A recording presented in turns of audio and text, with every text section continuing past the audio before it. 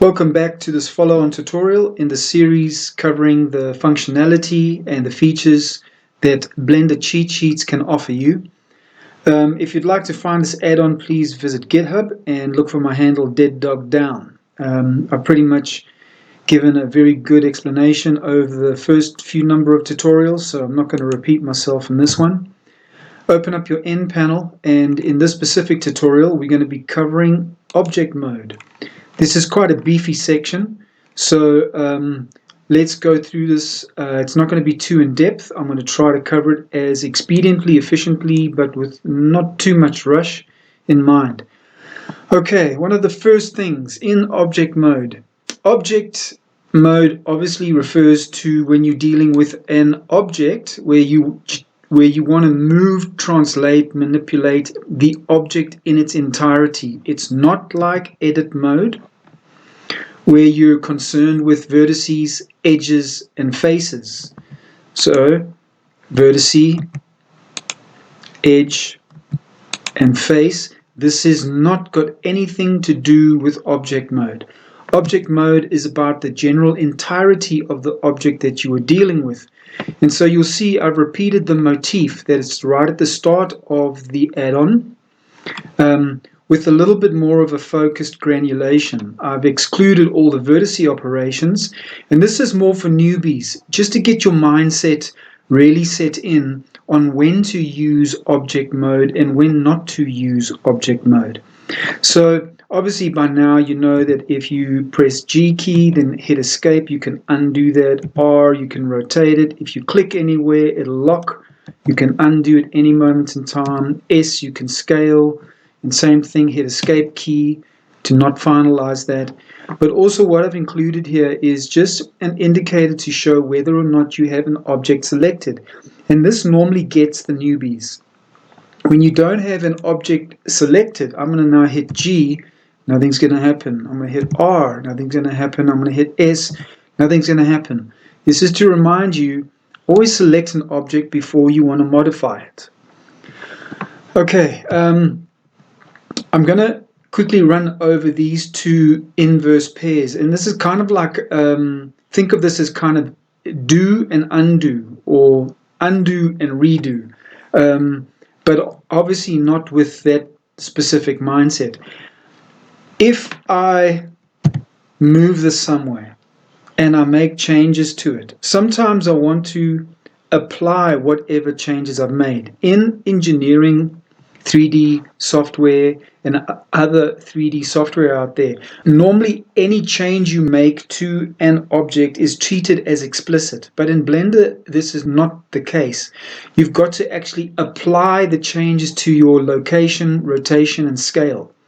So I haven't included location in on these two functions. I probably will in the next version, because location is not really used much. It's mostly rotation and scale. So for instance, if I rotate this object and I know I want that object to stay at that rotation, what am I going to do? I'm going to finalize that rotation by clicking Apply Rotation. Now, how do I know that has taken effect? If I click Reset Rotation, technically it shouldn't undo. So let me have a look. It hasn't snapped back to its original orientation. So I'm going to now undo this. I'm going to rotate just to show you the reverse of that scenario. If I click on Reset Rotation without applying the rotation, what should happen is that I should come back to the default orientation that that cube was in. So too, I can do the same thing for scale. If I've scaled something and I don't like the scale and I want to go back to the original setting of my scale, rather than work from this present scale, I can simply hit Reset Scale. But if I've scaled it up and I'm happy with that scale, I can then say, okay, I want to work with that, and from now on, I'm going to apply the scale, and if I try to undo that, it's not going to let me undo that unless I go Control Z and go back to my original starting point. Sometimes you're going to find that instead of clicking on one button, then the next, then the next, then the next. You just want to do them both in the same shot. So for instance, I'm going to rotate and I'm going to scale and I go, yeah, I like that. That's what I'm looking for. Apply rotation and scale immediately. And if I try to reset that, it's not, that shouldn't have happened. Okay, I'm quite surprised about that. The rotation shouldn't have reset it because that should override both. So I'm going to be looking at that in the next tutorial to see if I can fix it between now and then. Basically, if I apply rotation and then try to reset, it shouldn't take effect. Okay, that's my foobar. Let's move on to the next one. Let's look at viewing controls. So undo all of this. Right. Viewing controls basically controls object visibility. So for instance, if I am tired of seeing my camera, I can hide it. If I'm tired of seeing the light, it's maybe cluttering the scene a bit too much, I can hide it. If I'm tired of seeing the box, I can just hide it. I can also press Alt-H or hit that button and make everything visible that was set to hidden. The next one is a little bit more subtle and a little bit more foibley. I still don't have a full handle on this one, but basically if I want to smooth shade this, it doesn't always work in the mode that you're thinking it should work. You've got to be in solid mode for this to work. So I'm going to quickly come up here. I'm going to go into my viewport. I want to set cavity. And what else am I going to do? I'm going to... this is actually the wrong object to show this on. So let's just quickly do this. Mesh. Let's put in an icosphere that's nice and hard edged.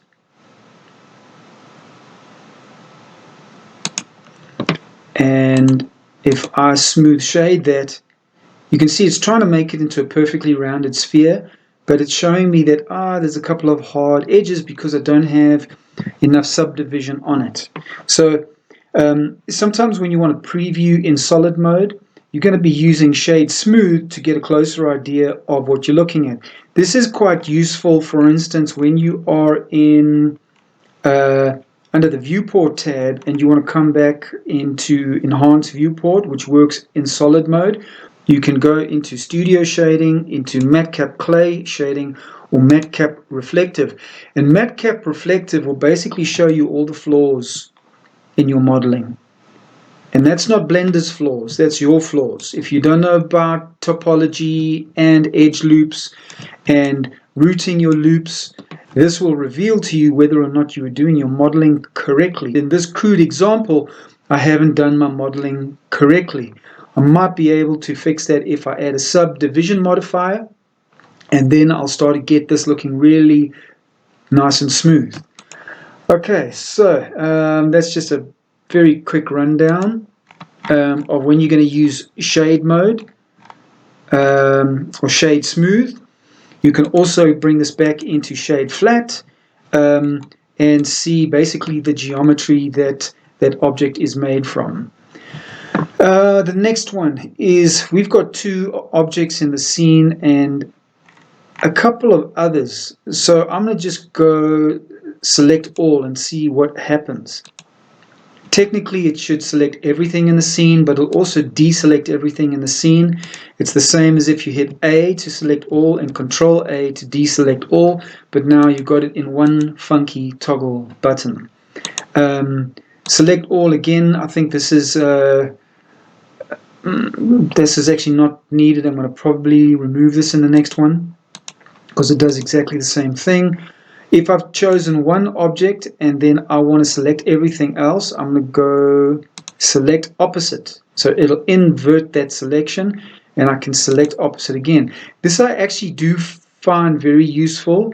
Like if I just want to focus on that specific object, but I don't want to select everything else first because there's a lot of things I must select, I'll select the object that I want to work on, click select opposite, press H, and then reselect the object that I want to work on and start working on that.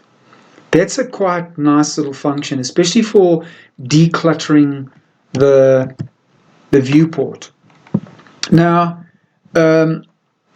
this next section I am quite pleased with because it's lacking in Blender, but it adds some very funky functionality, especially when you're starting to get to the point of setting up scenes.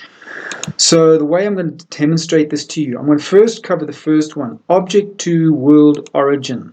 Let's take this, move it away, take this one, move it away. We know that where these two axes cross over, that is the world origin. And if I wanted to be really explicit on that, I'd go to Viewport, turn on my Z-axis as well, and you know that that central point, that's the singularity, the still point, that is God of this entire scene. Without that point, nothing can exist in this environment.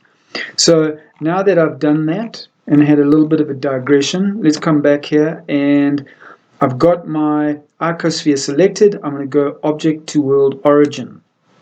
And straight away, it's going to snap that object back to the world origin. And this is really useful for when you want to do modeling of a single object, but you need to mirror things on each side. Working from world origin for a specific object when you do mirroring is very efficient. Otherwise, you've got to get a little bit more fiddly with being very precise on where you place your 3D cursor. That will come with time. Just don't rush it, because you're going to spin your brain rather than get a productive modeling session out of your work. I'm going to click on this object and go Object to World Origin, and you can see that snaps it there too. Both of those objects are currently there. So if I hide the cube, you'll see the icosphere is still there. Now the next little section I'm very pleased with, because it adds some much needed functionality, because we are human beings that live on a flat plane and we've got walls and roofs around us. So let me just show you a basic idea of how this works. I'm going to take this plane, I'm going to duplicate it quickly, rotate it up on the X, 90 degrees. I'm going to grab it off on the Y just to offset it a little bit for this very primitive example. And I think that's kind of like enough faces. I think I'll add one more face, one more plane. I'm going to rotate this one up on the Y, 90 degrees, because this really is going to drive home to you visually what a funky tool this next little section is. Now I'm going to bring back that cube, because that cube is going to cement this in your mind a lot clearer than the icosphere. What I'm going to do is I'm going to select the cube. Now brace yourself for this, because this really is going to change the way that you work and place assets in a scene. If I select my cube and I hold my left shift and I right click anywhere on these surfaces. Let's say, for instance, I want to place this cube on the floor, and I right click. So now I click top of object to 3D cursor. What is going to happen? Watch this. Now what has just happened is that I've written some code to snap the top of the object to whatever surface you have selected or placed the 3D cursor to. If that's too much for people to handle, because my 3D cursor is still there and I see, oh, it's not the right way around, I actually want this as a floor, not as a ceiling, all you got to do without any fuss is click bottom of object to 3D cursor. Now straight away I've got something that's aligned to that plane.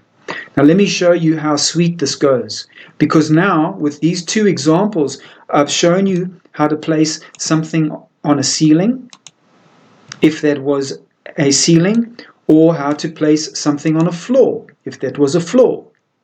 But now I'm also going to show you, let's say for instance I shift right click and place my mouse cursor on this wall, and it doesn't really matter if I don't know what is front, back, left or right. I'm going to play with it. I'm going to go, okay, front of object, no, that's not quite right. No, I can see that those two functions must be working on that wall there. But without fret, without frown, click on this one. Now you start to see how asset placement starts to take shape. If I was placing something on this side of the wall, I play with these and I eventually get to the placement I'm looking for. If I rather want it on that side of the wall, no fret, no frown. I don't have to fiddle with grab, moving, trying to figure out how close must I align it. This is going to align that specific face to that plane perfectly. As long as you are still bound by the grid of this plane. So generally I'd say you're going to model your entire scene in line with the grid, place all of the objects inside of it, and then rotate the entire scene later. But we'll most likely explore that in some upgraded features for this add-on in future. If this was the surface that I needed to bind that cube to, let's say for instance it was a light fitting, whatever it might be, I'm going to click right of object to 3D cursor, and straight away, without thinking, without fiddling, without grabbing and moving, look how nice that is. So I'm just going to show you another example. I want to move it down there. I know it's going to be either front or back. There we go, straight away. And let's say for instance I wanted to move it up here. I'm going to go back of object. Back of object or right of object means relative to the object. Don't think of the surfaces that you're using. You will simply have to switch through these one by one and figure out which one it is, and at no time will anything break. It's very forgiving. So I'm going to bring it back to this surface here. Bottom of object to the surface. Top of object to the surface. Always remember it's relative to the object, not relative to what you're snapping to. Another one which is still a little bit in evolution right now, it's not refined yet, is drag object across floor. This is useful for when you want to place something. It isn't completely refined yet, but you kind of get where it's headed just by seeing what is happening here. Okay, let's move on to object tools, basic operations. We know that sometimes we want to duplicate an object, and so there's the object duplicated. If I'm concerned that it's not snapping to the floor, I can shift right click somewhere and go bottom of object to 3D cursor, or I might even decide that that's not where I want that specific object. I'm going to move it to, let's see, right of object to that plane. Delete is pretty self-explanatory. I just want to get rid of that specific object once I've selected it. Make unique single user. I'm still kind of a little bit confused on what this means. I welcome for somebody to really explain to me what it means. But basically, in my understanding, and I might be correctable on this one, I don't mind a friendly correction. Make unique means that generally when you duplicate an object, it means that the textures and everything are still linked. So if you want to separate that, if I wanted to make this one, I'm going to try it now, and it might actually fail. I want to make this one red. Let me just go into this mode quickly. Hold on a second. Okay, that's not going to work like that because I've actually got texture on. But basically, if I made this one red and this one blue, if I make this one red, it's going to make that one red as well because they're not separate. I'd have to click on that duplicated object, make unique, and then select here, okay, I want the materials to be unique, I want the object data, the object animation, the blah, blah, blah, blah, blah, blah, blah, make unique. Now, basically, that is its own object without relation to the other object. This you're going to find useful for when you've got a duplicate of an object, but you want to skin it in a new way, or you want to do something else without affecting the other one that it is linked to. Okay, the next one is combine objects into one. So the best way for me to show you this is I'm just going to overlap these a little bit, select these two objects and join into one.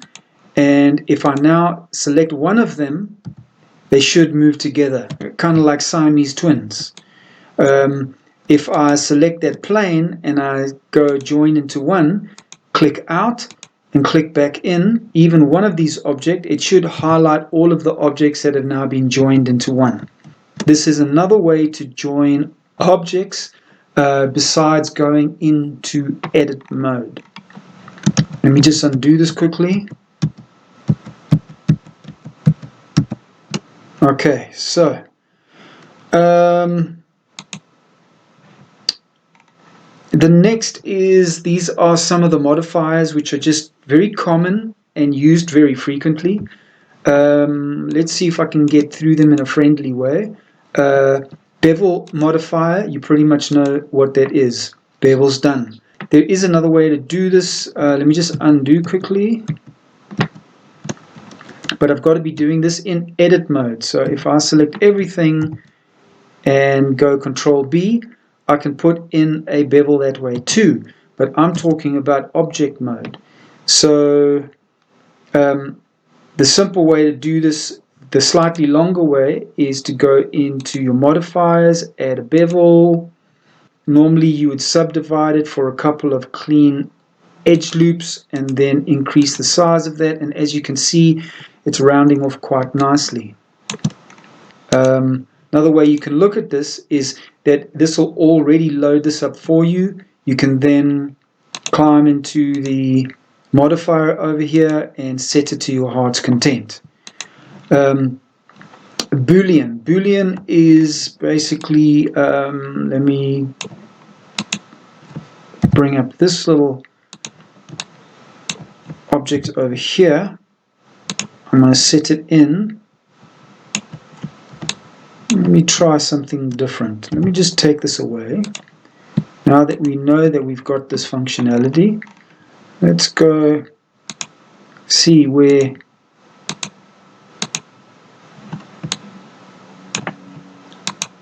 or how this object can come into it. Okay, this is a very crude example. I can get some very quick placement of an object just by using these buttons. And I want to now do a couple of things with this Boolean. Just as an example, I can either do intersect, union, or difference. You want to select the object that you want to change, then add the Boolean, and then under object, select the object that you want to cut it with or modify it with or add to it.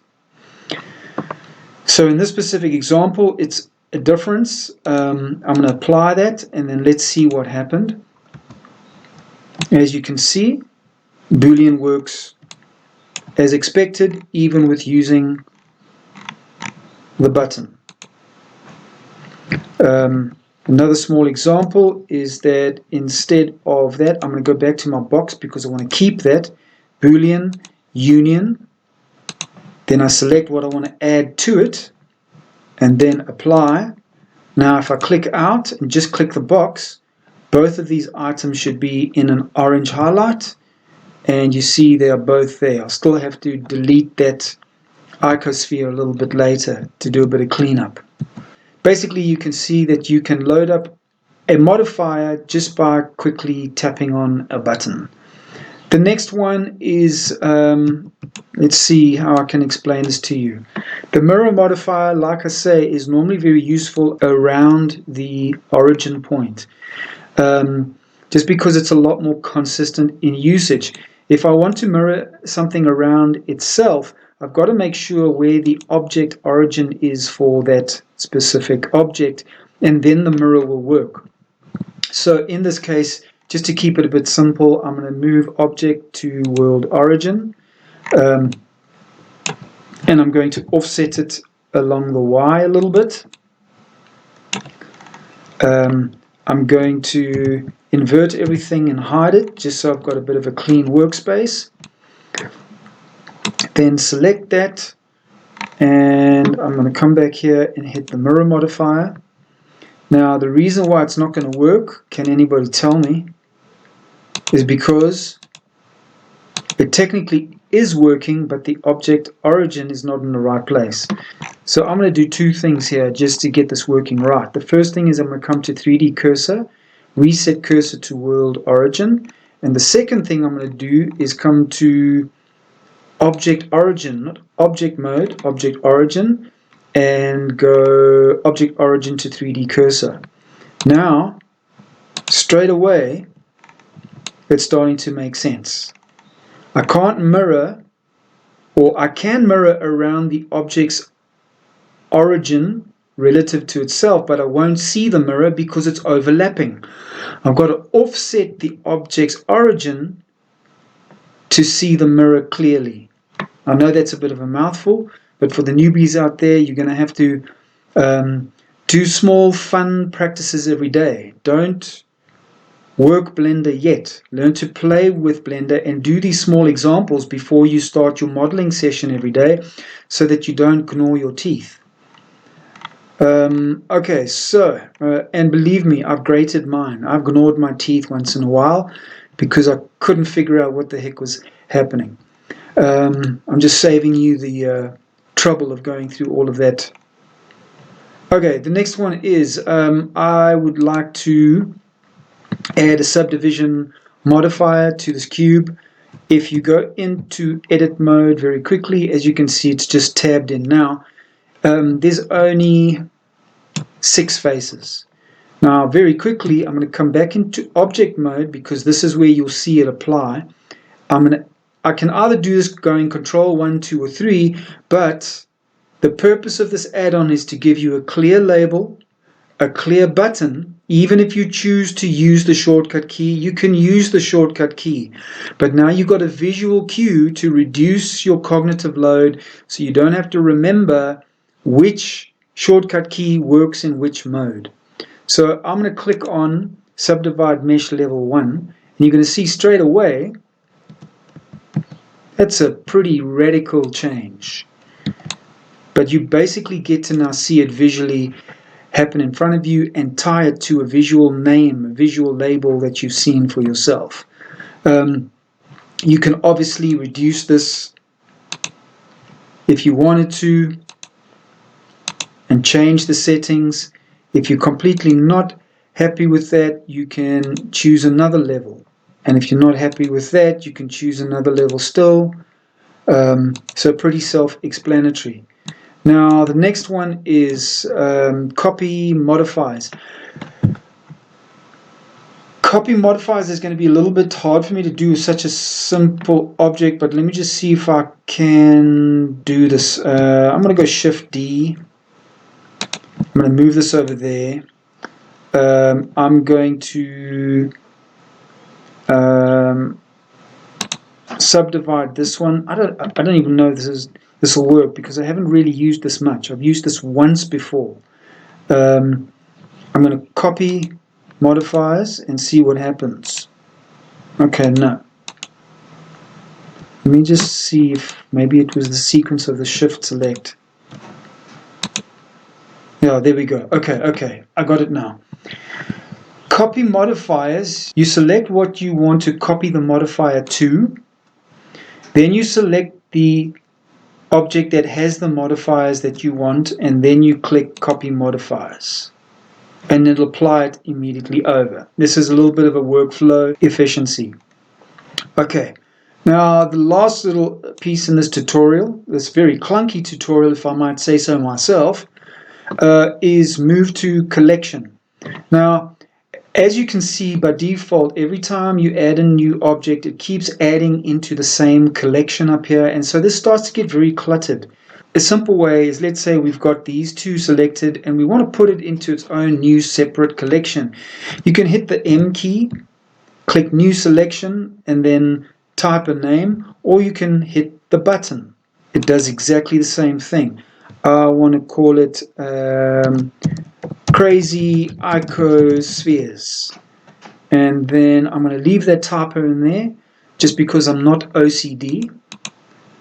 And then as you see, there's Crazy Icospheres, and it's already moved into there, and it's cleaned up my initial collection. Very funky and cool.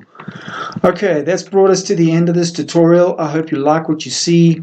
There's some really cool functionality in terms of being able to now place an object Let me just see, where is it now? If I take a cube, this is the one for me that really helps me get a little bit more efficient on my workflow. And I can now place an object very quickly in a scene, and it'll already snap to the surface. Very nice and neat. If it's a rotated scene, it might not do that for you, so just be careful how you use this, but generally for anything that's in line with the grid, it's going to work for you very nicely. I welcome you to experiment with this and even try it out in local mode and send me your feedback, because these functions are going to be refining in future. So I'll see you guys in the next one. I hope you like what you see today. This is very much well on the way, getting through the full series of Blender cheat sheets. I've covered almost 80-90% of all of the functionality already. In the next tutorial, we're going to be covering edit mode, which is quite in-depth. So please feel free to visit back and come and have a look, see, and get a basic rundown of what functionality and work efficiency that this add-on can give to you. Look up my handle, deaddogdown, on github.com, and I will see you guys in the next tutorial.